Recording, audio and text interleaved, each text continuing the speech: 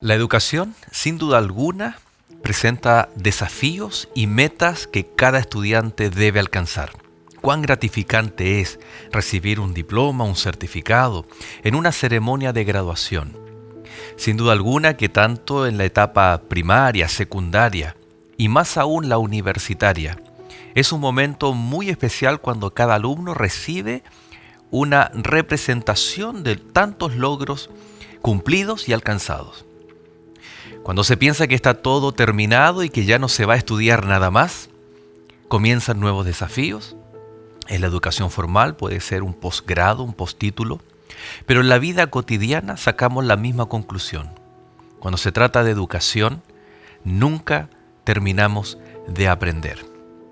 Muy pronto alcanzaremos una hermosa meta que Cristo nos ha prometido, la segunda venida de Cristo Jesús, una nueva vida en Cristo Jesús. La pregunta es, ¿dejaremos de aprender o la educación continuará siendo por la eternidad algo que acompañe al ser humano glorificado en las mansiones celestiales? Vamos a estar hablando de ese nuevo cielo, una nueva tierra y qué rol juega también la educación. Te invito para que te quedes en Lecciones de la Biblia.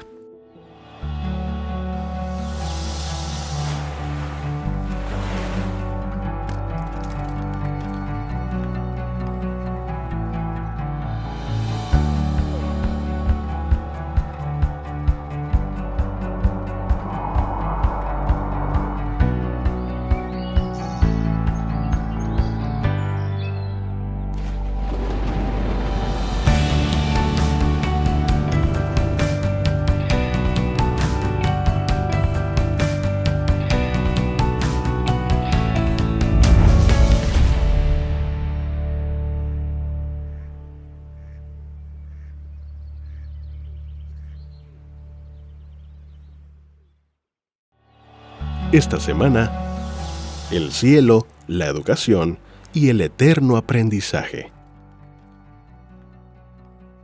Antes bien, como está escrito, cosas que ojo no vio, ni oído oyó, ni han subido en corazón de hombre, son las que Dios ha preparado para los que le aman. Primera de Corintios, capítulo 2, versículo 9.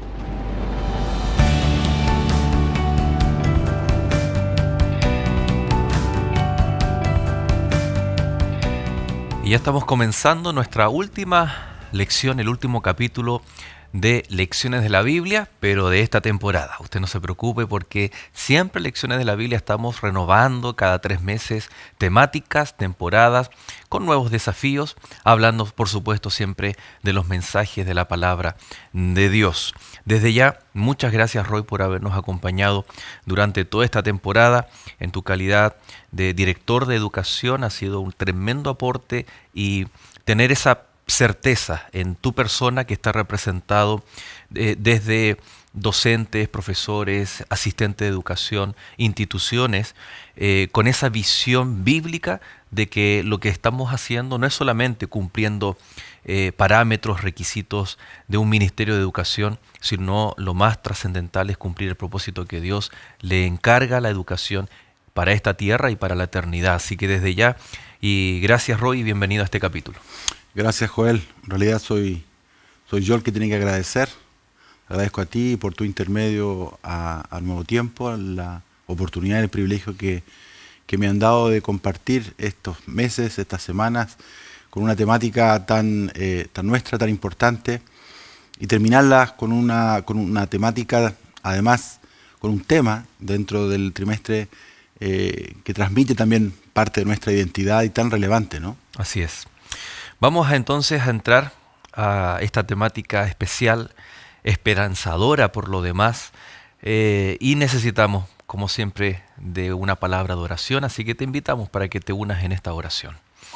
Querido Padre, buen Dios, gracias te damos por la bendición de haber estudiado toda esta temática, donde nos damos cuenta que tú eres el gran maestro, que nos enseñas a través de tu palabra, de la naturaleza, no solamente un mensaje que está escrito en el pasado para nosotros hoy el presente, sino también nos das vislumbres del futuro, de cómo continuaremos, Señor, aprendiendo de ti, aprendiendo de tu amor, de tu carácter y de tu misericordia. Acompáñanos, bendícenos, lo rogamos en el nombre de Jesús. Amén.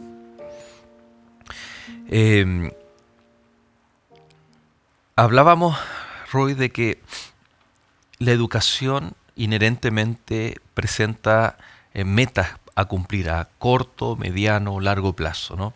A corto plazo son esas tareas, esos requisitos que mensualmente, semanalmente los alumnos tienen que ir realizando, las llamadas tareas, ¿no? Los trabajos, las tareas. Pero tenemos también a mediano plazo el ir acumulando notas para ir aprobando. Y yo creo que a largo plazo es esa anhelada graduación que viene a ratificar un esfuerzo no solamente del alumno, de su familia, del profesorado, los resultados que a la vez arrojan eso, los índices de calidad de cada institución. La educación contiene de por sí desafíos, metas a alcanzar. En la vida del cristiano es exactamente lo mismo. Tenemos desafíos, tenemos metas que alcanzar. La pregunta es, la meta es la vida eterna, la salvación. ¿Qué pasa si se tergiversa, por ejemplo, la vida prometida por el Señor, la vida eterna, la vida incluso después de la muerte? ¿Qué pasa cuando se malentienden estos conceptos? ¿Qué pasa con las metas, con los objetivos a alcanzar? Joel, hemos conversado durante estos meses, estas lecciones, distintas temáticas y que de alguna manera convergen en esto. Hablamos de una cosmovisión, hablamos de la manera como lo que nosotros creemos determina nuestras acciones, determina la forma como entendemos y como enfrentamos los desafíos de la vida. Claramente, una perspectiva como la que presenta la Biblia, de una vida eterna, de una esperanza después de esto que vemos acá, transmite al ser humano una realidad que le resta quizás relevancia a cosas trágicas como la muerte. Incluso tenemos un dicho, ¿no es cierto? Todo tiene solución menos la muerte, dice, ¿no es cierto? Es conocido el dicho y un refrán popular. Sin embargo, de acuerdo a nuestra perspectiva y de acuerdo a lo que la educación cristiana enseña, la muerte también tiene solución. Y la forma entonces como un cristiano enfrenta la muerte es muy distinta a la forma como una persona no cristiana, a una persona que no tiene perspectivas de una vida eterna, va a enfrentar ese momento tan doloroso. No es que a nosotros, quienes creemos y soñamos con una vida eterna, la muerte no nos produzca tristeza. Por supuesto que la separación de un ser querido produce tristeza, claramente, pero ocurre con una perspectiva distinta, sabiendo que es una separación momentánea y que después de algún tiempo nos volveremos a encontrar. Claramente esa creencia nos hace vivir y encarar la vida de una manera diferente. Hemos conversado de la importancia de contemplar a Cristo como el Creador y vamos al Génesis, su obra maravillosa, las consecuencias que trae o los resultados a nuestra vida. Pero cuán importante es recordar aquellos pasajes de la Biblia, que no son pocos, que nos hablan de la nueva vida, de la vida eterna, de ese futuro que está prometido, donde se cimenta también la educación. Debemos abrir ese texto, hablando así simbólicamente, estudiarlo, la vida eterna, lo que la Biblia nos enseña. No obstante, así como veíamos que, por ejemplo, la creación tiene su tergiversación cuando la ciencia, hablamos de la evolución, vemos que este futuro glorioso, la vida eterna, que debemos contemplarlo para anhelarlo, para hacer todos los esfuerzos para alcanzar aquella promesa, puede verse también tergiversada. Y el estado de los muertos, o qué pasa con la muerte, qué hay más allá de la muerte, ha venido también a tergiversar de acuerdo a lo que nosotros creamos, al trasfondo con el cual creamos la vida después de la muerte. Va a depender que las promesas bíblicas sean vivas en nuestra vida o no. Me explico. ¿Qué pasa con la persona que dice, no, yo creo que no hay vida después de la muerte, o que la persona cuando muere se va a un mundo etéreo, a un cielo, en donde allí no hay mucho que hacer? Es como la caricatura que la persona recibe un arpa y está toda su vida celestial supuestamente tocando un arpa. A eso va la pregunta: ¿cuán importante es contemplar la vida eterna con la luz que la palabra de Dios nos da y saber el rol que va a tener ahí la educación también? ¿Cuán importante es considerar la condición de la muerte cuando nosotros podemos tener esta temática en nuestros días, y que va a depender nuestra concepción también del futuro? ¿Sabes, Joel? La Biblia nos presenta un concepto que yo pienso, un concepto de la vida y de la muerte, y que yo pienso nos da dignidad. Es decir, no somos el producto de algo que evoluciona, sino somos objetos de la creación de las manos de Dios mismo. Entonces, cuando enfrentamos la muerte y lo que eso significa, nosotros entendemos que, bueno, después de la muerte tenemos la posibilidad de volver a aquel plan original, y personas que quizás no creen de la misma manera, de alguna manera quitan esa identidad y ese valor que tiene el ser humano, ¿no es cierto? Dejan a Dios de lado, y hay cantidad de filosofías, algunas que terminan en un cierto lugar, otras que son medias circulares y parece que, ¿no es cierto?, uno va pasando de una vida a otra y no termina nunca.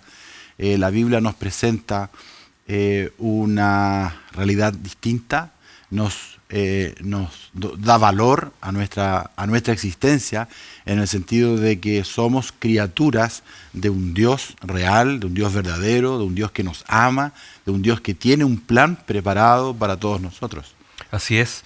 En Primera de Juan capítulo 5, versículo 3 encontramos, dice allí: estas cosas os he escrito a vosotros que creéis en el nombre del Hijo de Dios, para que sepáis que tenéis vida eterna y para que creáis en el nombre del Hijo de Dios. Es interesante lo que Juan está escribiendo a los cristianos.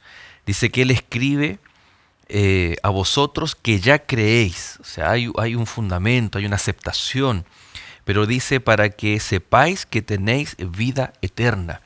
Y cuando esta y otras muchas más promesas nos hablan de la vida eterna, dice que se debe creer, y para creer hay que conocer, hay que estudiar. No puedo yo simplemente tomarme de una tradición humana, por más que haya sido abrazada por una iglesia.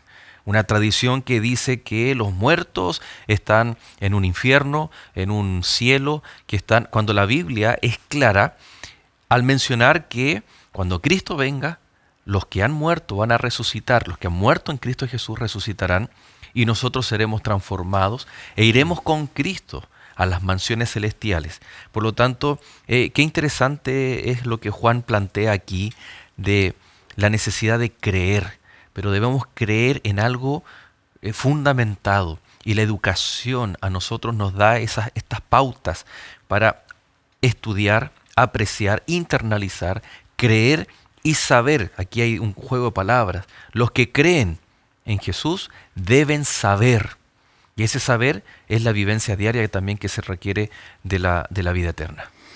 Hay un versículo de la Biblia que no sé si lo voy a encontrar ahora rápido, pero está en Eclesiastés, capítulo 3, aquí está, versículo 11.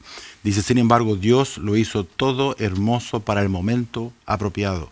Dice: y sembró la eternidad en el corazón humano. Pero aún así, el ser humano no puede comprender todo al alcance de lo que Dios ha hecho desde el principio hasta el fin. Me gusta esa expresión. Dios colocó eternidad en nuestro corazón.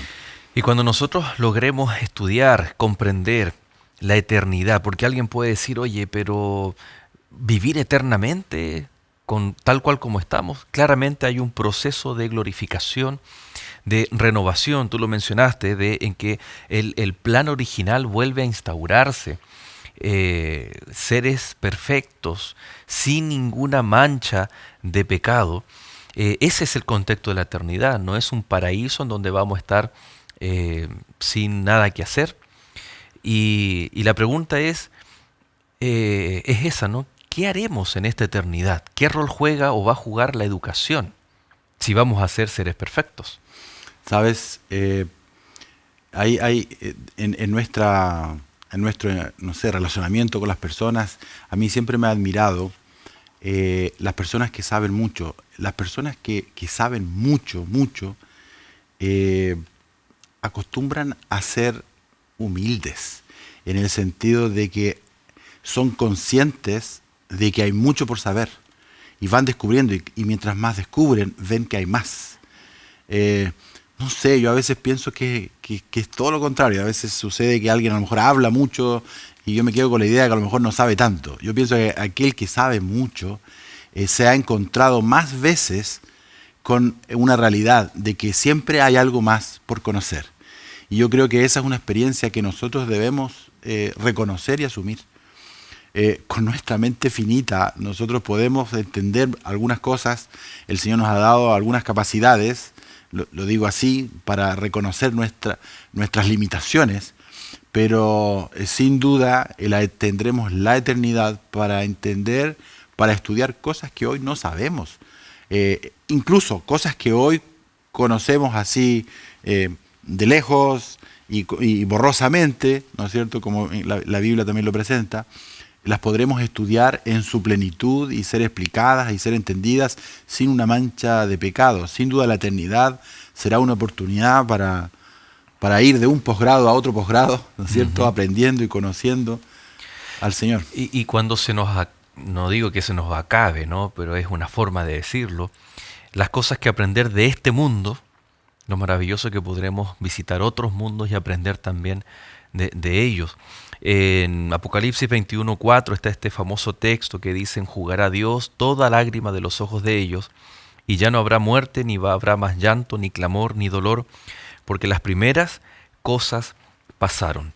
En Corintios también, tiempo atrás estuvimos leyendo que el Señor hace las cosas nuevas, y precisamente esta vida eterna es una nueva tierra, un nuevo mundo, en donde sin duda alguna será una nueva experiencia para el ser humano, aquellos que tomaron decisiones por Cristo Jesús y que tendremos junto con Él. Él será nuestro Maestro y estaremos por la eternidad aprendiendo los misterios que hoy están ocultos tal vez para el raciocinio humano. Vamos a hacer un alto y nosotros ya regresamos en el próximo bloque de lecciones de la Biblia.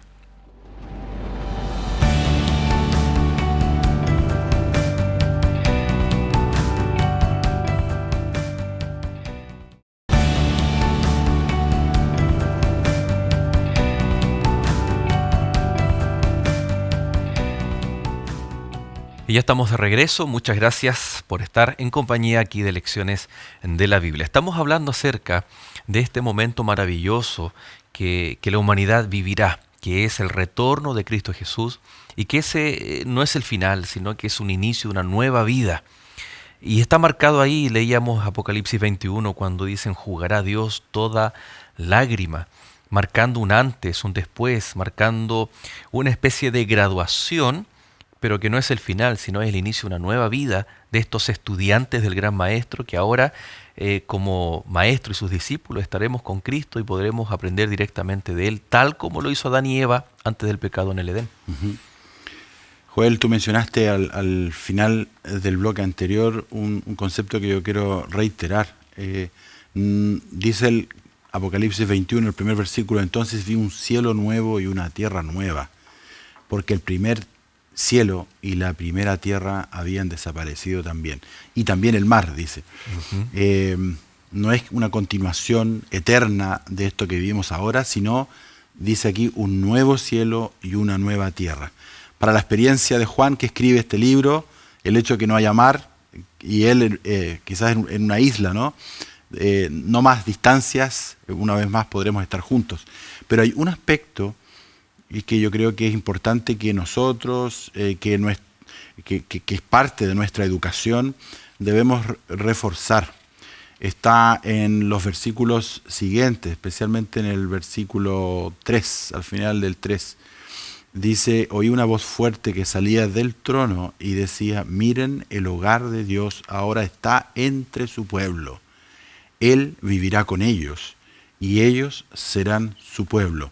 Dios mismo estará con ellos. Lo mencioné en algún otro momento. Pienso que hacemos bien en desear muchas cosas que se nos prometen del cielo, ¿no es cierto? Cosas bonitas, frutas, casas y calles de oro, pero nada debe reemplazar el gozo, el deseo, el anhelo de volver a tener una comunión cara a cara con nuestro Dios. La educación volverá a ser como al principio. Adán y Eva tuvieron ese privilegio, fueron los únicos de los seres humanos que tuvieron ese privilegio de ser educados, de aprender algunas lecciones directamente del Creador, directamente de Dios. Ese plan se interrumpió y hoy día nuestra educación depende de nosotros mismos con la inspiración del Señor, de su Espíritu y de su palabra, pero nada reemplazará el gozo de poder ser enseñados y de aprender nuevamente, directamente del Creador. Yo pienso que es algo para soñar, algo para alegrarnos, nada, o quizás esto pequeño y el mal que podamos sufrir en algún momento acá puede compararse con esa eternidad en el cielo en comunión con nuestro Creador. Qué interesante que aquello que Satanás o Lucifer cuestionó de Dios, para nosotros no habrá ninguna duda, porque una de las cosas que más aprenderemos, incluso dice Elena de White, al ver las manos de nuestro Maestro, cada vez, cada día en la eternidad, comprenderemos más cabalmente el amor y el sacrificio de Cristo Jesús. Y la respuesta de los salvos, de los redimidos, será una obediencia por amor, ¿no? Que era lo que argumentaba Satanás, decía, no, que hay que adorarlo porque o si no, porque es así, porque es injusto. Y creo que ahí estará el mayor de todos los argumentos y será objeto de estudio, pero no del estudio al que estamos acostumbrados, que es para inquirir en algo, para buscar algo. De pronto nos sometemos a estudios médicos para buscar cuál es el problema, o muchas veces una investigación para ver, para resolver una problemática. De hecho, en métodos de investigación hay que plantear un problema, etcétera. Aquí no se trata de una investigación o de un estudio por la eternidad para ver cuáles son los problemas que eventualmente puedan ocurrir en la eternidad, no, sino que es para, tal como en la tierra hoy la educación es llevarnos a consolidar nuestro relacionamiento con Dios, en la eternidad va a ser exactamente lo mismo. Admirar no va a ser una eternidad automática, somos salvos y aquí ya no hay ningún problema, sino que eso se tiene que ir fortaleciendo y va a ser a través, y la educación va a cumplir ese rol de cada vez más ratificar ese sacrificio, el amor, y que se fomente la respuesta de obediencia, una respuesta abnegada a nuestro Dios, y que, como tú bien leías ahí en Apocalipsis 21, va a morar con nosotros. Extraordinario. Hay, bueno, Platón, un filósofo, no comparto buena parte de la filosofía de él,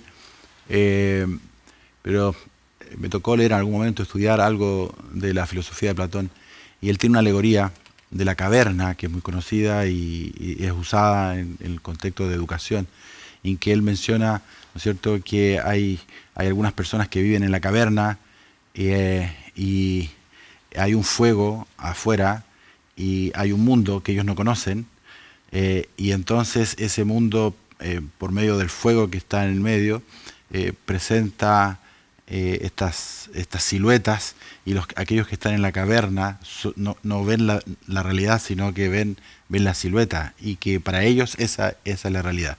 Bueno, la filosofía de Platón va más largo y hay cosas que nosotros no compartimos. Uh-huh. Sin embargo, Primera de Corintios, y Pablo presenta una idea parecida. Dice, nosotros aquí en esta tierra conocemos borrosamente. Lo que nosotros vemos son vislumbres de aquello perfecto y aquello eterno, porque el mundo ha sido deteriorado, porque nuestras capacidades son limitadas, pero dice, entonces conoceremos plenamente. Es difícil imaginar cuántas cosas faltan por conocer, justamente por nuestra incapacidad, pero sin duda cosas que hoy día mismo conocemos borrosamente, como por ejemplo el plan de salvación que tú lo mencionas. ¿Qué significa? No sé, que un Dios eterno, todopoderoso, de pronto venga a esta tierra y se reduzca, ¿no es cierto? Se limite voluntariamente a asumir una naturaleza y salvar al ser humano. Hay muchísimas cosas que nosotros no entendemos, que ni siquiera habitantes de otros mundos entienden, y lo han vivido quizás desde otra perspectiva y tampoco lo entienden, y quizás tendremos también el privilegio de compartir con ellos, ¿no? Existe, claro, desde nuestra perspectiva, muchas inquietudes, muchas interrogantes, y hasta un niño uno le puede preguntar, y es interesante el ejercicio, ¿qué es lo que tú le preguntarías a Jesús cuando estemos con Él en el cielo? Y la respuesta de los niños, incluso hasta de nosotros los adultos, pueden ser desde las más curiosas hasta las más inimaginables. Pero el concepto o el proceso de glorificación, de llegar a ser a la altura, a la imagen, a la restauración de la imagen y semejanza de Cristo en nosotros, cuando, tal como dice ahí Pablo en Corintios 15, que esto corruptible ahora será incorruptible y lo mortal será inmortal, está hablando también de que muchas de las interrogantes que nosotros tenemos en nuestra condición, solo con la glorificación ya se podrán suplir aquellas inquietudes. Porque podremos entender muchas cosas que hoy, como dice, tú bien mencionabas, y permíteme leer aquí en 1 Corintios 13:12, ahora vemos por espejo, oscuramente, más entonces veremos cara a cara. Ahí está hablando no de un ejercicio propio de la educación intencional, sino por la glorificación.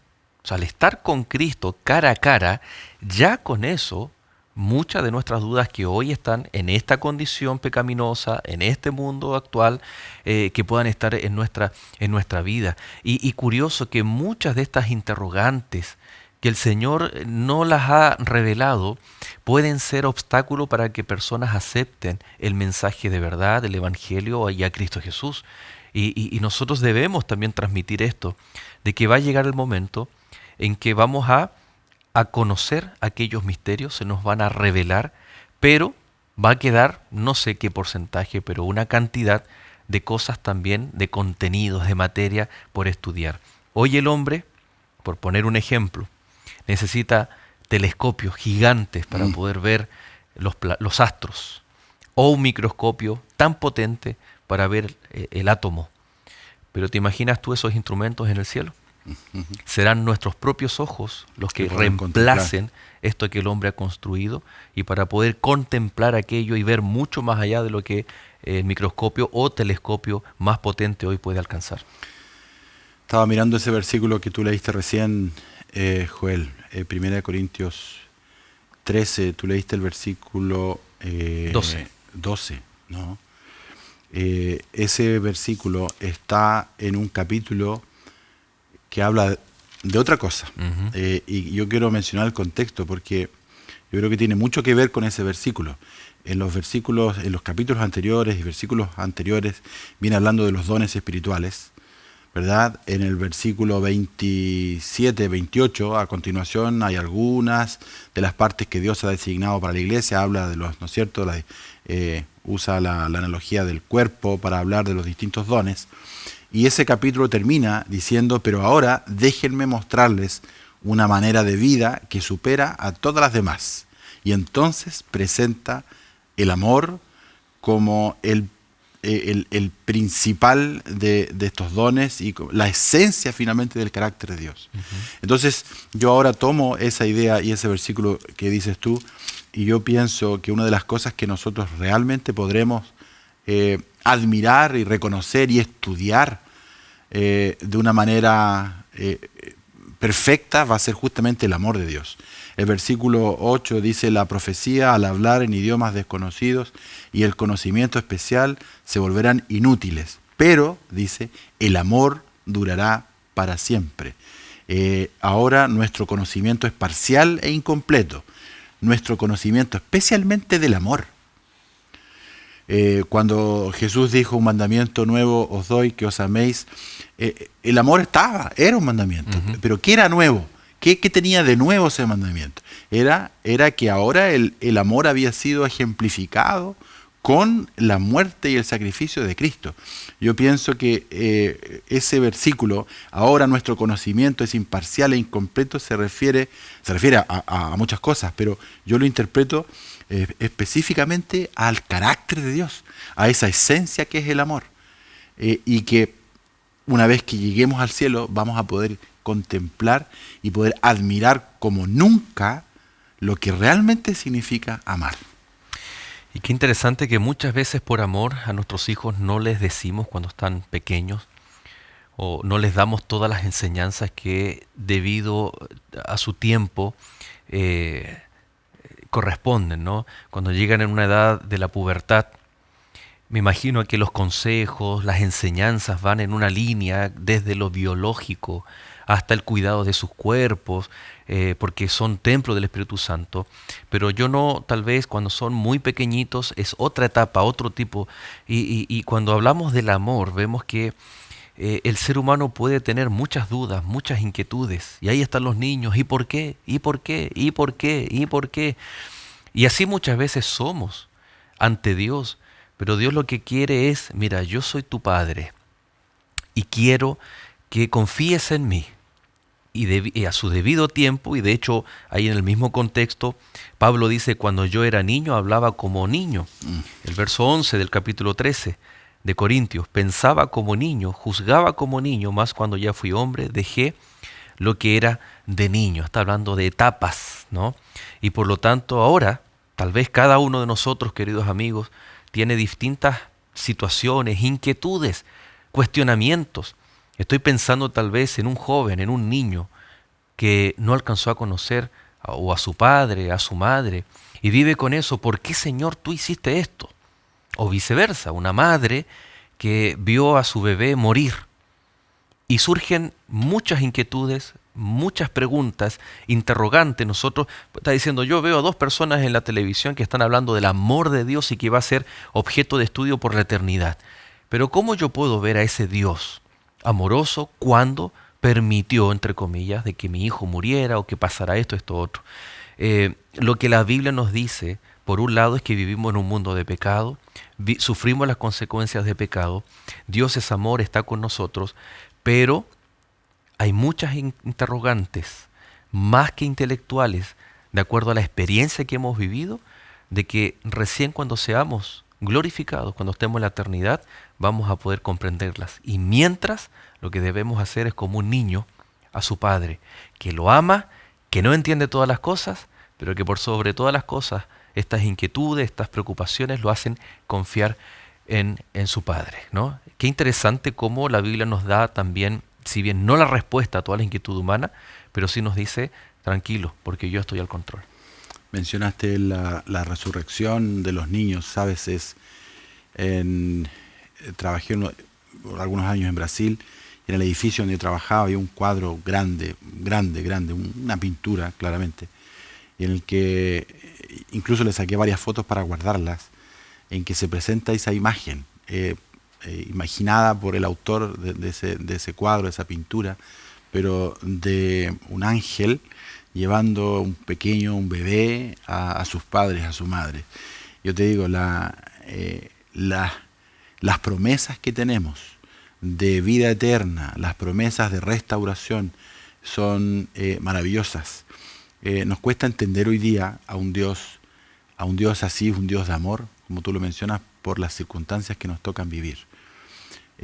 La realidad de Dios, sin embargo, en la Biblia se la presenta junto con la realidad del mal, Así como hay un Dios perfecto que quiere el bien de todos nosotros, también hay un enemigo de Dios que busca el mal, busca destruirnos, busca hacernos sufrir, busca nuestro dolor. La gran alegría que debe darnos es que la Biblia nos presenta que ese dolor, ese llanto va a pasar y que todas las cosas volverán a ser como antes. Así es. Interesante lo que tú hacías mención, esa pintura. Un ángel devolviendo a los brazos de su madre, sus padres, un niño que va a tener la oportunidad de alcanzar a llegar a la estatura de Cristo, pero en el cielo, en las mansiones celestiales, en el reino de Dios. Y lo interesante tal vez es pensar que esa madre va a tener el privilegio que ni siquiera tuvo Eva, porque Eva tuvo que tener a sus hijos y criarlos fuera del Edén, en un mundo de pecado como todos nosotros. Y lo que en esta vida era algo trágico y muy cuestionable, se transforma en un privilegio que tal vez, lo repito, ¿no?, ni Eva tuvo en el Edén. Por lo tanto, son muchos misterios, son situaciones que tal vez la Biblia nos arroja rayos de luz. No lo podemos entender todo, pero lo que Dios nos ha revelado es suficiente para confiar en Él, en su amor y por supuesto en sus promesas. Hacemos un alto y ya regresamos.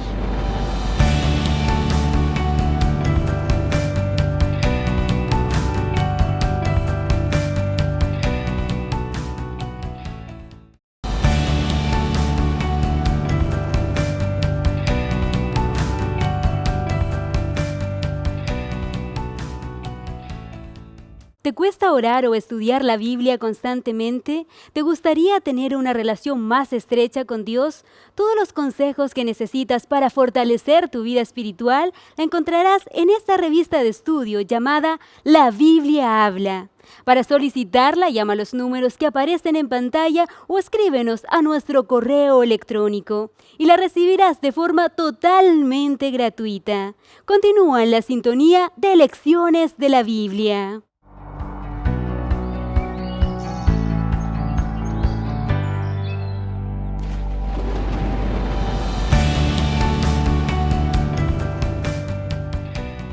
Y ya de regreso en nuestro último bloque, por supuesto, qué mejor regalo en esta época que recibir un lindo material de estudio bíblico que Escuela Bíblica ha preparado para cada uno de ustedes.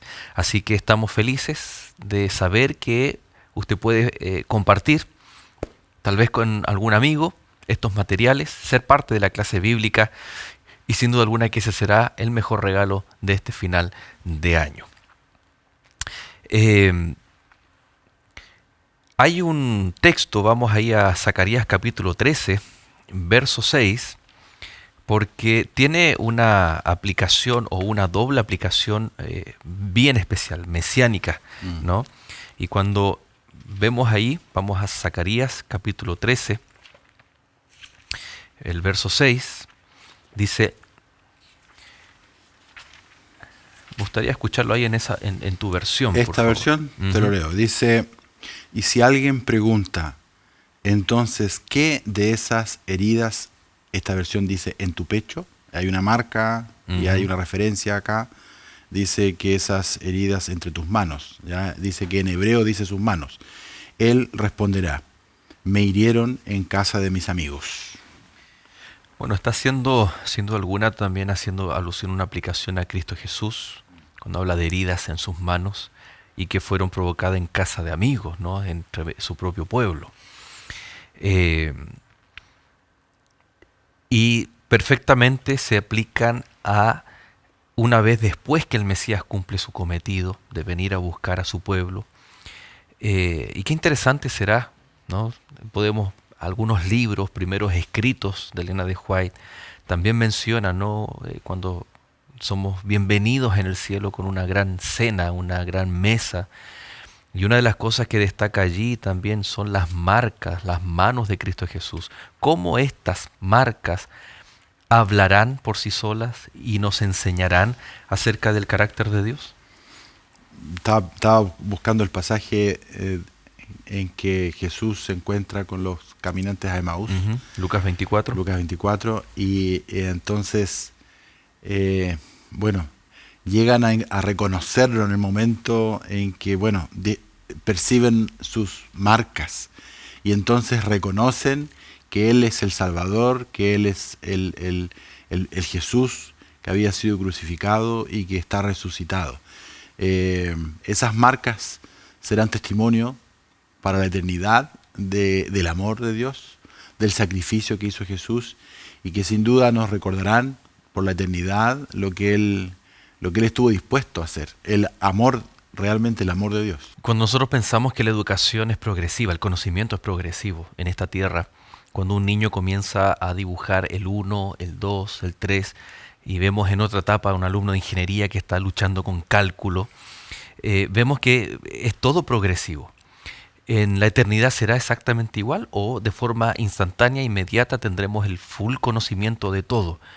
¿Cómo será y cómo entender en la eternidad esta educación progresiva que tal vez el punto de inicio son las marcas de Cristo, y ahí nosotros, ese es el fundamento, el amor, el sacrificio de Cristo? Yo pienso que un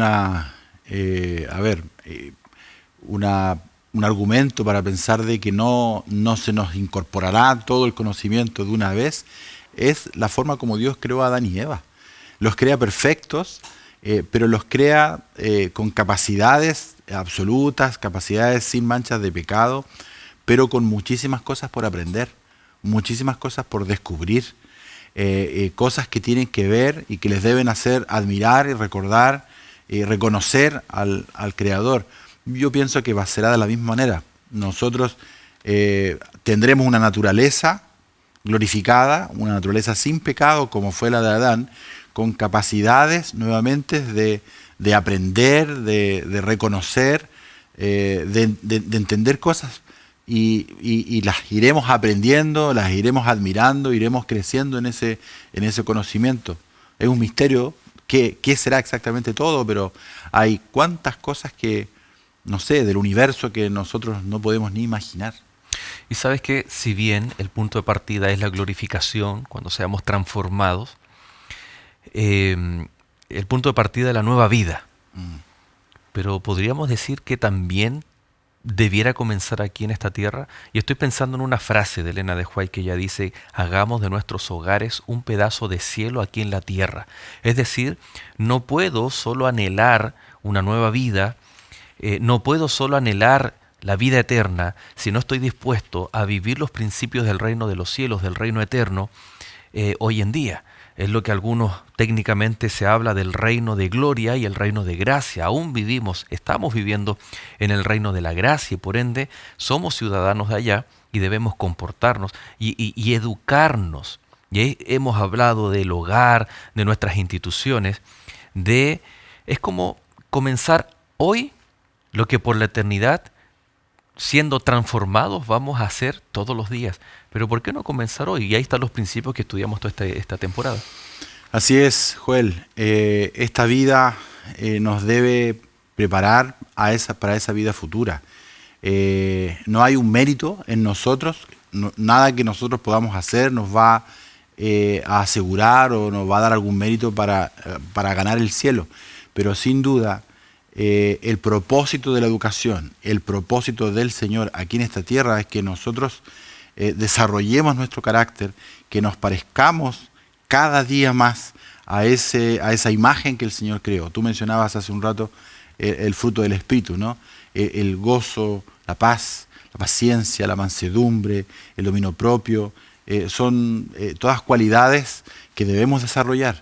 Y somos llamados, y lo hemos conversado varias veces, a seguir el ejemplo de ese Jesús aquí en la tierra, a vivir como Él vivió, a servir como Él sirvió, claramente acercándonos a ese plan original y a ese plan que será restaurado, ¿no? Qué tremendo, ¿no? Es maravilloso. Y permíteme, ya para ir cerrando este capítulo y esta temporada, leer y para comentarlo también, ¿no? El último párrafo de una gran obra escrita por Elena de White llamado El conflicto de los siglos, y el último párrafo de ese libro dice: el gran conflicto ha terminado. Ya no hay más pecado ni pecadores. Todo el universo está limpio. Una misma pulsación de armonía y júbilo late a través de la vasta creación. Del ser que todo lo creó manan vida, luz y contentamiento por toda la extensión del espacio infinito. Desde el átomo más imperceptible hasta el mundo más grande, todas las cosas animadas e inanimadas declaran en su belleza sin mácula y en gozo perfecto que Dios es amor. Una cita extraordinaria que resume todo lo que va a ocurrir, cómo vamos a vivir por la eternidad. Lo había notado también, el último párrafo del conflicto de los siglos. Hoy día hay 1000 pulsaciones, ¿no es cierto? No es nítido el enemigo mezclando la verdad con el error, nosotros sufriendo. Aquí nos habla de un cielo nuevo, una tierra nueva, todo será restaurado, y entonces me gusta esa idea, ¿no? Una sola pulsación, una sola pulsación. Armonía. Armonía. Uh-huh. El Señor, ¿no es cierto?, en medio de su pueblo, y nosotros con el gran privilegio, creo que tú lo mencionaste en algún momento, de el Señor instalando el centro de su gobierno, instalando su trono en este mundo, rodeado de todos aquellos que acepten este mensaje y que se preparen para ese momento. Y termina diciendo que todo argumenta, que todo dice que Dios es amor. Es como la respuesta que Dios, viéndolo desde una perspectiva humana, ¿no?, es la respuesta que Dios debería haber dado cuando Lucifer comienza a cuestionar. Cuando Lucifer quiere ocupar el lugar de Cristo. Tal vez es la respuesta cuando Lucifer dijo, no, el carácter de Dios no es así, Él no es amor. Y esta es la respuesta, pero era necesario, muy necesario, para los otros seres creados que no cayeron, para los ángeles y para la raza humana, dejar correr el curso de la historia de este mundo y ser testigos cómo el Dios Todopoderoso interactúa con la historia de este mundo, con la historia de su pueblo, su iglesia, para que al final la respuesta a esa semilla de duda, semilla que floreció y que causó tanto mal en el mundo, en el ser humano, esta semilla del pecado, lo que provocó que al final hayan cuestionamientos humanos para con Dios, que no haya una comprensión del carácter de Dios, que haya sido necesario que Cristo viniera a mostrar el carácter de Dios. Y al final, esta cita nos viene a decir, junto con toda la palabra de Dios, que va a ser un momento también de una vindicación del amor y del carácter de nuestro Dios. Hemos hablado, Joel, de este momento y de esa etapa, ¿no es cierto?, después, esa etapa de perfección, después en que las cosas sean restauradas, y lo hemos hecho buena parte del tiempo desde el punto de vista nuestro, ¿no?, del ser humano. Y yo pienso en lo que será para Dios, en lo que será para el Padre. Lucas 15, cuando presenta las 3 parábolas, ¿no es cierto?, de la moneda, de la oveja y del hijo, todas terminan con una expresión de alegría, de reencuentro. Yo tengo a mis hijos distantes, ¿no?, desde inicio de año que no nos vemos, y uno va contando los días, esperando y cuándo será el momento que ellos llegarán. Yo pienso la emoción que debe tener Dios y el anhelo como un padre amoroso de que llegue ese momento en poder abrir sus manos y recibir a sus hijos. Sin duda va a ser un momento extraordinario, no solo para nosotros, sino también a él, la alegría de reencontrarse con sus hijos nuevamente. Y es la invitación, y es el propósito de la educación, y es el propósito que Cristo tiene, ¿no? La educación es un medio, es un método divino, es parte del plan divino, para que cada uno de nosotros pueda renovar ese compromiso, renovar la decisión, y especialmente a nuestros amigos que aún no han tomado la decisión, que puedan decir, yo acepto a Jesús como Salvador porque anhelo estar con Él, y todas las bendiciones que vienen con todo lo que hemos estudiado, que vienen juntas con aquella decisión hoy, en el presente, decir, acepto a Jesús como Señor y Salvador. Efectivamente, yo quiero aprovechar este momento y y dirigirme a aquellos que han estado participando de este programa, que lo hacen habitualmente. Hemos estado durante estos 3 meses estudiando sobre educación. Hemos visto que no nos estamos refiriendo a la escuela, no nos hemos referido solamente a aquello que sucede dentro de un colegio, sino que estamos hablando de un plan eterno. Estamos hablando de un relacionamiento con nuestro Dios. Hemos conversado hoy día sobre la restauración de esa educación original. El Señor tiene planes hermosos, planes de eternidad para todos nosotros. Nuestro corazón, hay una semilla de eternidad. Yo quiero invitarlos a todos a que nosotros tomemos decisiones que tengan una trascendencia eterna. Que busquemos, si hay cosas que no conocemos, busquemos en la Biblia, busquemos alguna iglesia, a alguien que nos acerque a esa verdad. Hay esperanza para este mundo. Y ha sido un año muy, muy difícil. Hay muchísimas cosas que hemos visto, hemos sufrido, seres queridos que han perdido la vida. Quizás nosotros mismos hemos enfrentado, hemos perdido quizás el trabajo. Esta perspectiva de una vida futura y de una vida sin pecado debiera hacernos anhelar y a tomar decisiones para esa eternidad. Yo quiero invitarlos a todos para que ojalá podamos ser parte de ese grupo que espera el momento que creemos será muy pronto, en que Jesús vendrá y restaurará todas las cosas a ese plan original. Ojalá, yo quiero estar ahí y ojalá tú también puedas hacer planes para estar ahí. Oremos. Querido Padre nuestro que estás en el cielo, Señor, hemos estado por varias semanas, por meses, hablando sobre educación, que no es otra cosa que redención, no es otra cosa que volver a ti, volver a acercarnos a aquel plan original. Señor, tú has buscado 1000 formas de enseñarnos, has enviado a profetas, tenemos tu palabra, tenemos la naturaleza que también nos habla de tu amor. Señor, que nuestro corazón esté abierto para escuchar tu voz hablándonos, haciéndonos este llamado cuando todavía es tiempo. Sabemos que llegará el momento en que ya no habrá más tiempo para decidir. Por eso, Señor, que quienes estamos aquí, quienes participamos de este programa, quienes estamos escuchando este momento, Señor, te pedimos que nuestra decisión pueda ser de entregar nuestra vida completamente a ti. Y Señor, prepáranos a nosotros, a nuestros hijos, a nuestros seres queridos, a nuestros amigos, a nuestros vecinos, para ese momento en que, como leíamos recién, todas las cosas vuelvan a ser como al principio y podamos disfrutar la eternidad con tu presencia. Gracias, Señor. Gracias. Pedimos y agradecemos esto todo en el nombre de Jesús. Amén. Amén. Muchas gracias, Roy, por haber compartido esta temporada con nosotros. Que Dios bendiga tu ministerio. Abrazo a la familia y a los hijos también ahí a la distancia. Muchas gracias. Y por supuesto, queridos amigos, a cada uno de ustedes un fuerte abrazo.